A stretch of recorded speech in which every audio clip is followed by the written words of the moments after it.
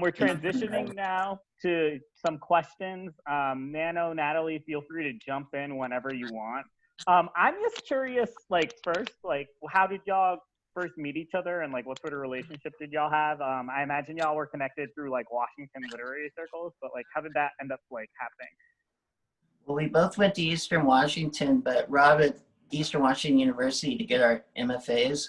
But Rob left before I went there, and but he was invited by a mutual friend, Todd Marshall, to come to the festival I started called Get Lit in Spokane, which is still going. And I think it was the first or second year. And Rob, we had Rob at some like, you know, side event at some cafe, you know, 100 miles from downtown. And I went to it and I was like, holy crap, this guy should be on the main stage. He's so good. And so we struck up conversation. I think I also rejected his book at Eastern.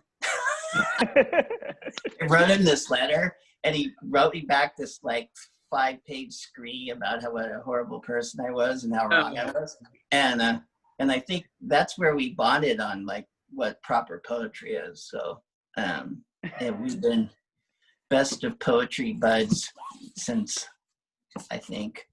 Do you remember that letter, Rob? I don't. I don't. I can't imagine that I would have done that.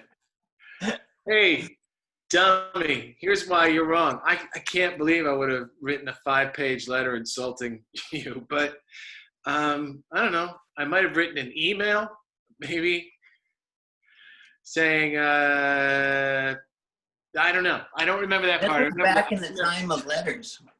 Yeah, I remember. I remember the reading, and I remember that the first thing you said afterwards was, "Wow, if I knew you didn't suck, I wouldn't have made you come to the coffee shop to do this."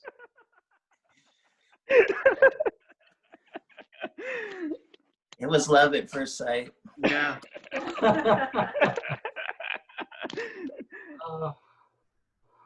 I don't know what I expected, but that was way better than whatever I expected.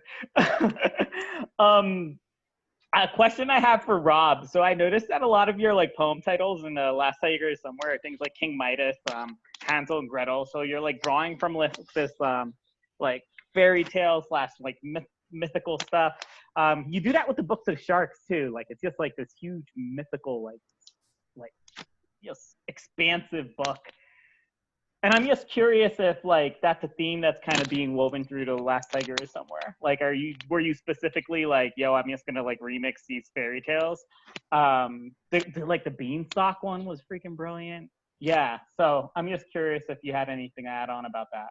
Well, everything about the Book of Sharks should seem true, but it's 100% entirely made up, invented by me.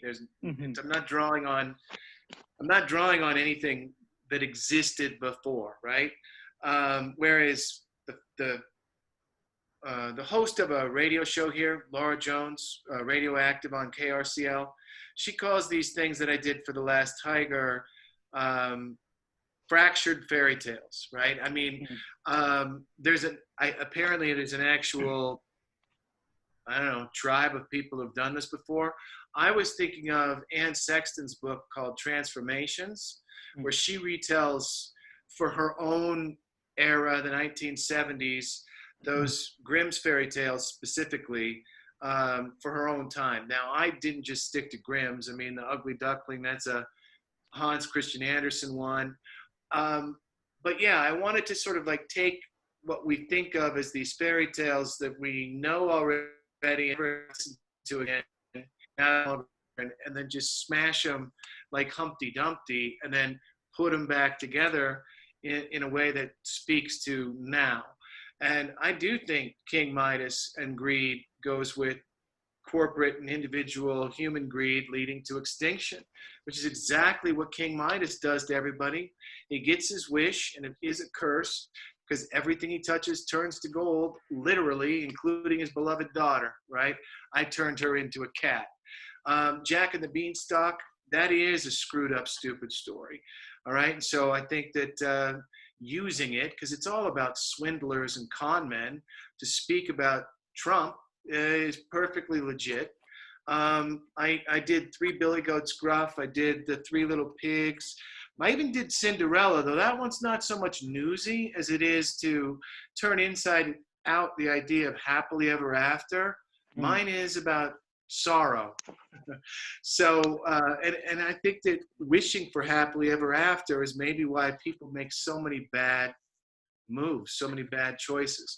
So I decided I'm going to do these fairy tales again, and contemporizing in a way so that they correspond with our own day. Figuring that the nice thing about fairy tales is you can just jump right in without having to do the backstory. I mean, most people have heard of Hansel and Gretel and know that the parents chuck them in the woods and say you're on your own, and they find this creepy gingerbread house witch who wants to cannibalize them. And it's just struck me that's absolutely no different than the Department of Homeland Security and ICE and our border policy. Stick those kids in cages. So that's what I chose to do. That was a brilliant answer. Thanks. Scott, so I really appreciate poets who can do humor, because poets are very depressing creatures. So is that something you're just blessed with, or do you have like a set of exercises where it's like you one day can have joy and laughter in your life too? Or is that just something that like God gave to you and like that's all it was? No, it's from being born a nihilist, essentially.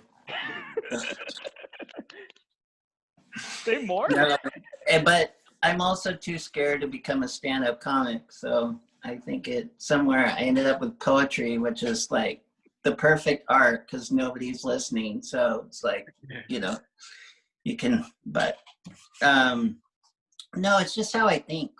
It's just how I think, that's how I think in that way. And before I discovered poetry, it was really awkward trying to tell people these things, but once I wrote them down, then I was like, hey, that's a good poem. And then it was like, oh, hey, I have an socially acceptable way of being. So that's why I don't even know if it's poetry. I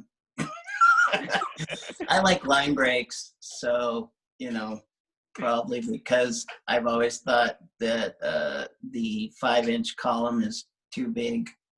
To me, I like, the 3-inch, 2-inch column. I don't know. That was so delightful. Natalie, y'all got any questions?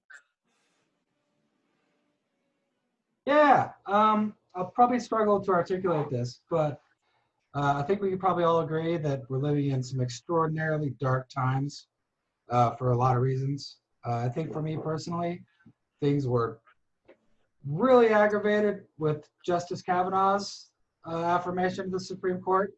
Since 2016, they've been fucked up.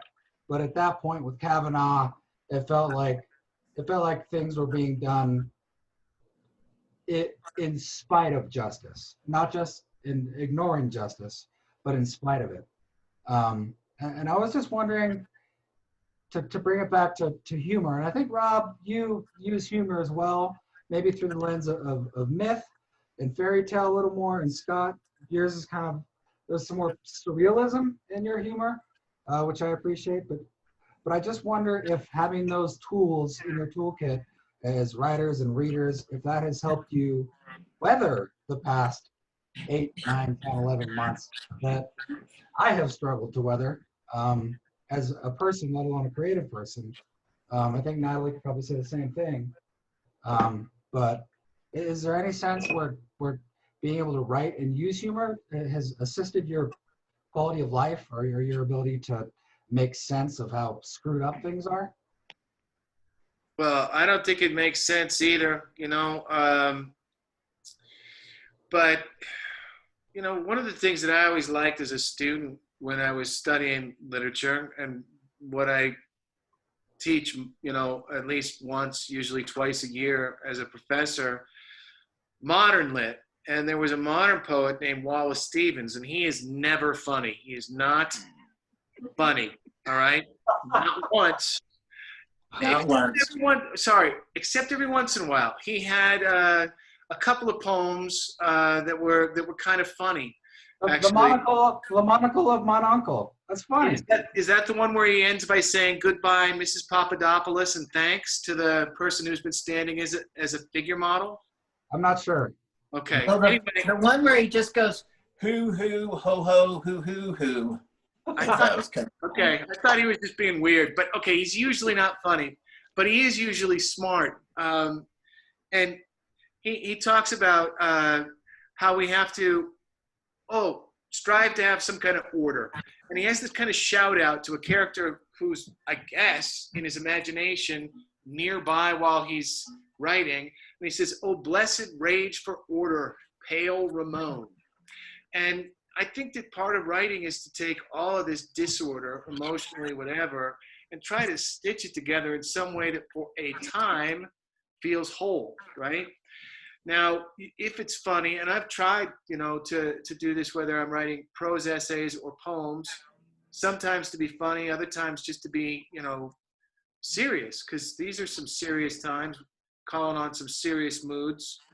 But I think that any kind of act of making something when the rest all around you just feels fragmented and disordered, well, you got to have something, and for me, it's not snacking. I'm not channeling my disorder into lots of ice cream and, weird food like Cheetos.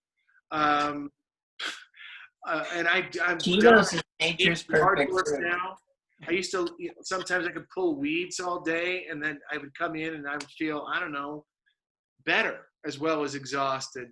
And I'm not doing that so much. So I've had to try and do something, and I've had a lot of projects, and maybe that takes my mind off the rest of the news for a while. I mean, not that it goes away.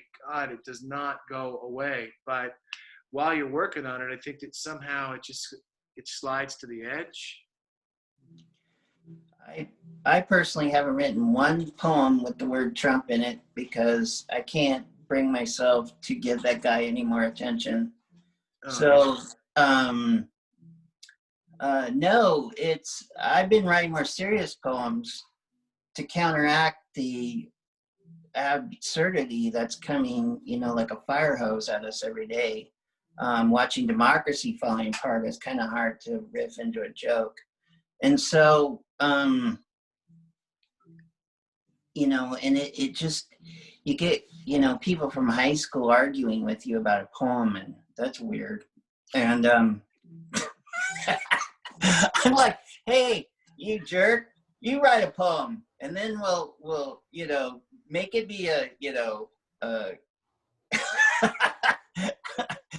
response to my poem. But no, you're just like, say that Hillary's a criminal, and that's why this is all okay. So, I don't know. I think it's going to take years before I can digest it enough to make it funny, because it's just a horror show.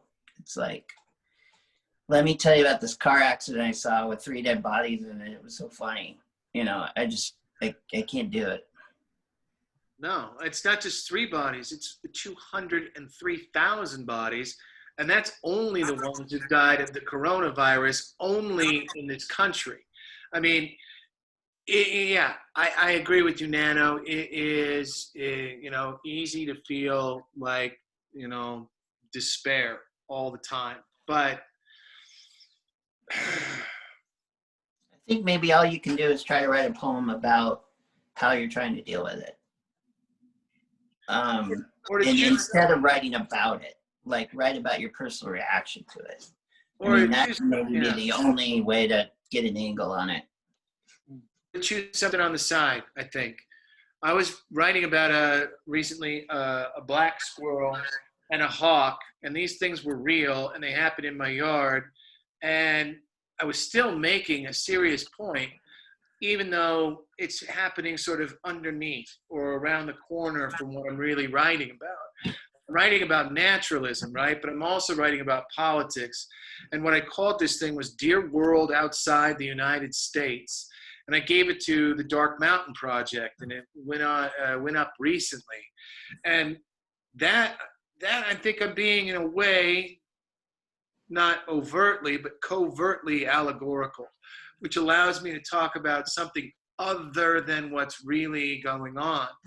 And I think people, my God, we must all be overwhelmed by what's really going on. Well, except for the 38% who consistently, cult out about it all. But the rest of us, people don't want to keep hearing it nailed on the head, because that's what TV news is doing, and that's what people are tuned into. So you got to find something else, and then they'll maybe listen. And if that something else is working, behind the scenes in any kind of successful way, maybe it tricks people in a way that the facts straight up don't. They just want to tune those out.